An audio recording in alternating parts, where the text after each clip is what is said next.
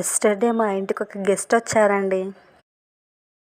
ఎవరో అనుకోకండి, మంకీ వచ్చింది ఇంట్లోకి, అది కూడా 3.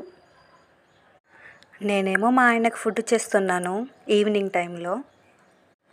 టమాటో పచ్చిమిర్చి తీసుకొని వాష్ చేస్తున్నాను.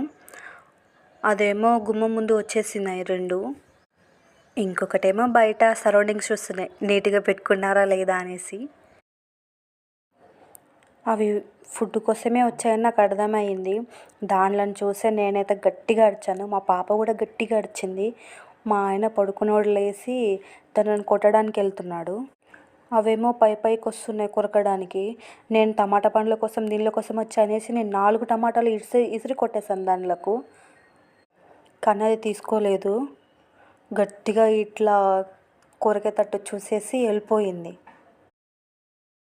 మేమైతే ఏం కొట్టలేదులేండి, అవే రిటర్న్ మా మీదకి వచ్చేస్తున్నాయి. కానీ ఇక్కడేమో ప్రాసెస్లోకి వెళ్దామా ఇంకా. నేనైతే మురుకులు చేశాను, చాలా బాగా వచ్చాయండి. నేను మెజర్మెంట్స్ ఏం ఇలానే తీసుకోవాలి అనేసి ఏం లేదు, ఒక అందాజుగా వేసేసాను. చాలా బాగా వచ్చాయి.